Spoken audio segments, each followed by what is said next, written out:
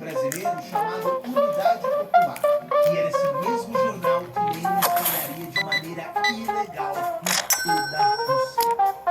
Mas ainda havia um problema. A Rússia era totalmente agrária. Significa que o povo trabalhador estava lá.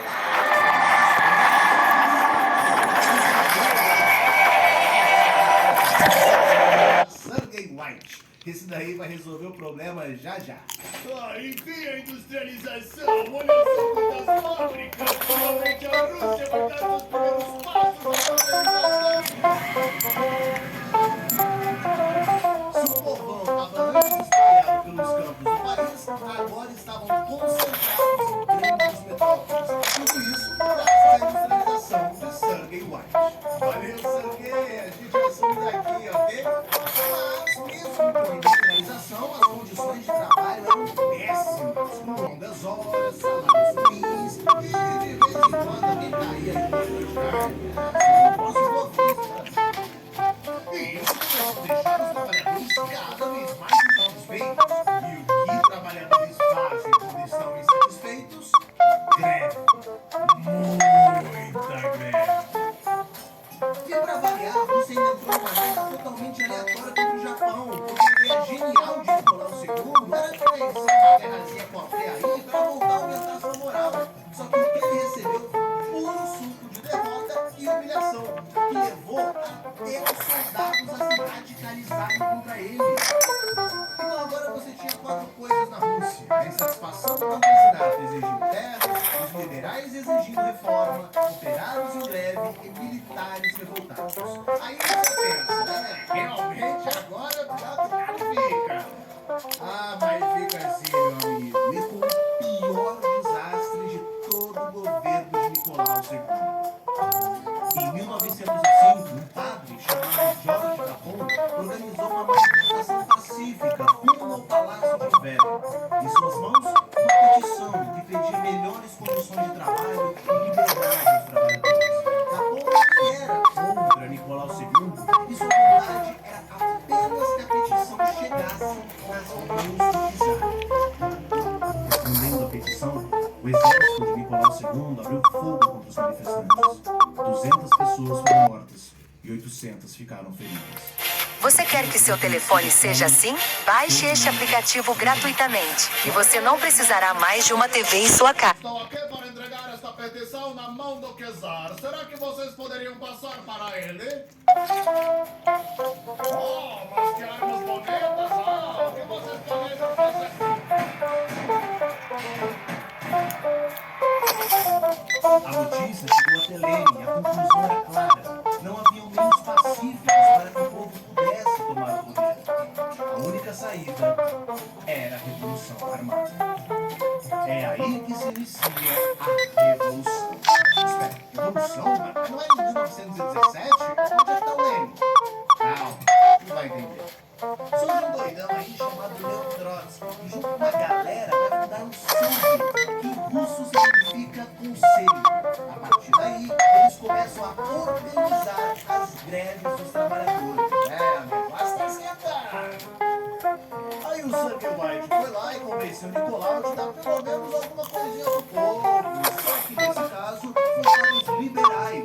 Foi criada a Duma, que era basicamente uma assembleia liberal para votar nas leis do czar. E os liberais saíram felizões dessa, mas isso deu tempo suficiente para Nicolau trazer as tropas de volta do Japão, desmantelar os soviets, prender seus líderes e reprimir qualquer revolta na cidade ou no campo. E quanto aos liberais? Bom, o czar foi lá, mudou umas coisinhas aqui e ali e continuou com o poder de decisão no poder. Ou seja, total, certo. A Revolução de 1905 até 1907 e quase que se concretizou. O que reforçou ainda mais a ideia de Lenin de que a única saída realmente era a revolução armada. Mas como propagar isso? Lenin, ainda exilado, já não tinha dinheiro para a publicação do Pravda. Era necessário um financiamento. E é aqui que surge o soviético georgiano com seu bigode completamente grande, Joseph Stalin. Um cara que vai virar amigão dele e que vai financiar o jornal Pravda com dinheiro de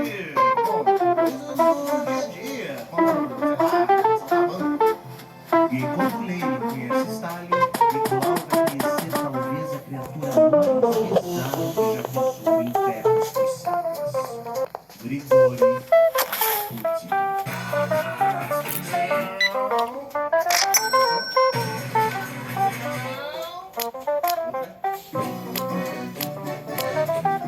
Mas Putin era basicamente um cidadão sem casa, sem família, sem nada, mas que era diferente porque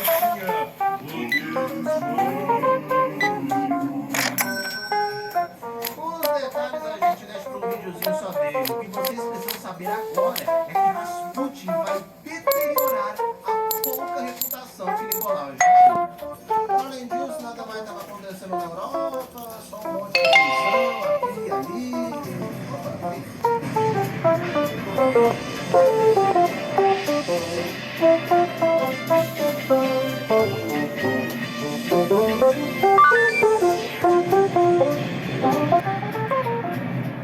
Hoje às 14 horas, Gabriel Príncipe vai aprontar altas travessuras com Francisco Ferdinando para lá de Maluquinho, deixando a nossa torquinha de ponta cabeça. Venha conferir essas atrapalhadas no filme Uma Guerra para lá de Mundial. É hoje, na sessão da tarde. Ih, rapaz, Outra guerra? Mas acabamos de perder uma! Eu não quero! Não temos muita opção, Kizan. Temos que encontrar alguém para comandar nossas tropas. ah, pois eu sou a pessoa perfeita para esse tipo de trabalho. Alguém que trará vitória e glória para o Império Russo.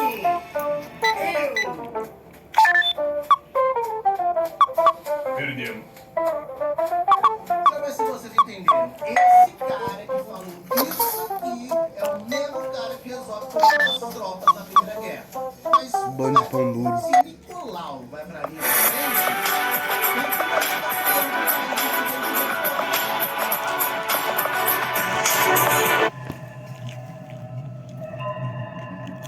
a Primeira Guerra Mundial foi desastrosa para a Rússia. Um soldado desertando, fome, um maluco voando que só lascava com a reputação de Nicolau. Em pouco tempo, as ruas foram tomadas por manifestações que pediam o fim da guerra, mas não só isso, como também pelo fim do governo czarista.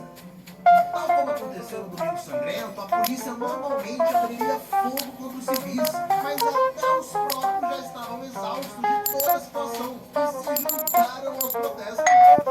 As manifestações aumentaram, os soviets foram reabertos e em pouco tempo a capital de Petrogrado foi totalmente tomada por rebeldes. Os políticos liberais, também insatisfeitos, viram essa oportunidade e aproveitaram da situação. Nicolau é chamado de volta para Petrogrado, mas seu trem não chega à cidade. Ao invés disso, ele é recebido por políticos e militares que o forçam, enfim, a abdicar do poder. E em fevereiro de 1917, Nicolau II perde o seu posto de czar. Ué, então é essa a Revolução de 1917? Sim e não. É uma revolução, querendo ou não, liberal. Nesse período foi estabelecido um governo provisório comandado pelos liberais.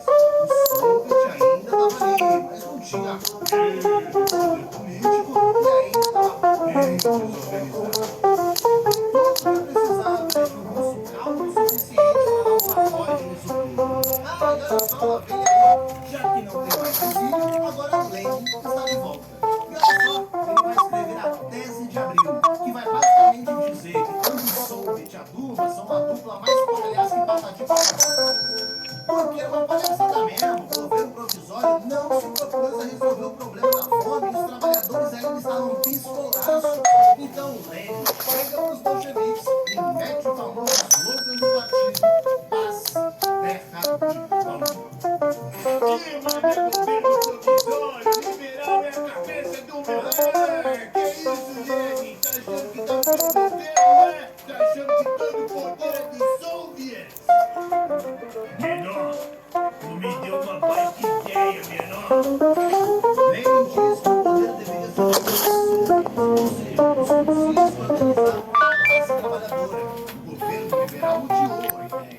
Só que, por outro lado, operários e campesinos aderiram ao slogan e se aproximaram mais dos bolcheviques, que foram ficando cada vez mais fortes e mais populares. Tanto que até o Trotsky,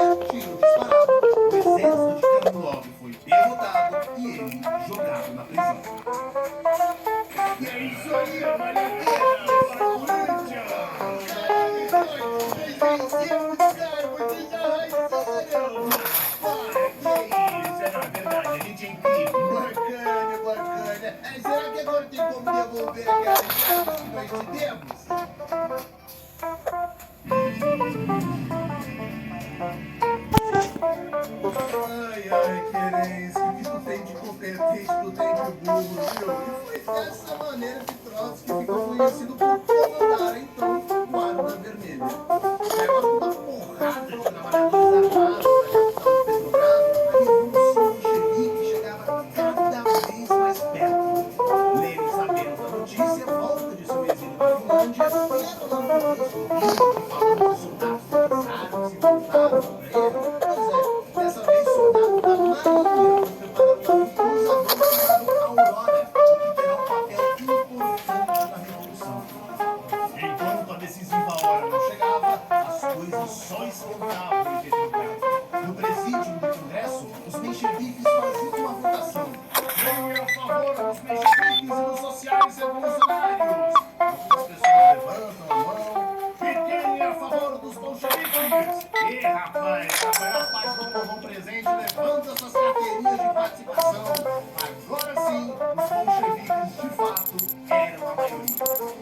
Enquanto rolava a votação, a Guarda Vermelha ia aos poucos cercando o Palácio de Inverno, porque já haviam aprendido a passar, mesmo através das linhas diretas, o governo provisório não iria ceder tão facilmente ao poder.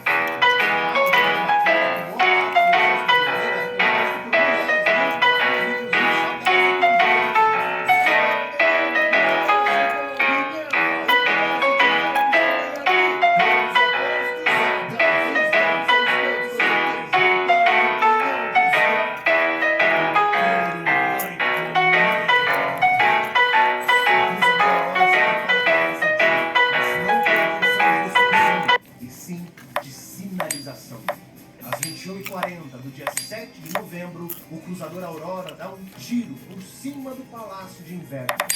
Esse era o sinal do início da Revolução. Ai, era novembro para nós, para eles era outubro, isso porque eles ainda usavam o calendário juliano. Enfim. Dado o sinal, a Guarda Vermelha dá a largada e vai para o Inverno. Lá, estão de cara com o esquadrão da morte. Ah não, deixa quieto, eles já se renderam antes mesmo da treta começar. Afinal, ninguém era louco de peitar literalmente a massa inteira de trabalhadores armados e motivados para o caralho. Em poucas horas, o palácio é tomado e às 2 horas da madrugada do dia 8 de novembro é assinado o termo que destitui o governo provisório. A Revolução Russa, enfim, triunfou. Ah, mas espera que ainda tem muita coisa para acontecer. Ainda é 1917, a URSS só vai ser oficializada em 1922. E claro, as outras nações da Europa não aceitariam a Revolução assim em silêncio. Em 1918, aconteceu a Guerra Civil Russa, onde a Guarda Vermelha, agora Exército Vermelho, lutou contra o Exército Branco do ex-czar Nicolau II. O safado ainda quer o trono de volta, cara, não sabe perder. E para além do Exército Branco, tem ainda 17 nações que vão fazer questão de lutar para destruir toda a Revolução dos Bolcheviques. O Exército Branco tinha o objetivo de libertar Nicolau e sua família que estava em Ekaterimburgo, no interior da Rússia. E é aí que chegamos talvez na parte mais polêmica de toda essa história. Veja, quando houve a Revolução Francesa, a família real foi destituída, Luís XVI foi guilhotinado, mas o poder voltou aos reis após a primeira derrota de Napoleão, devolvendo o poder ao Luís XVIII, que era o seu irmão, e todo o apoio de toda a monarquia europeia. Agora o mesmo se repetiu na Rússia. O exército branco estava próximo de libertar Nicolau e restituir todo o czarismo novamente. Esse era o risco que os bolcheviques não poderiam correr.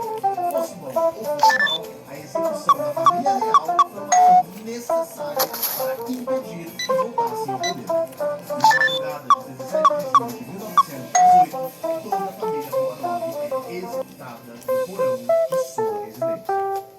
A execução não é algo a se comemorar, porém um pouco de sentir pena por isso. Alguém sentiu pena das atrocidades de Nicolau faladas anteriormente? Alguém sentiu pena das crianças de famílias camponesas e operárias mortas na mão do czar?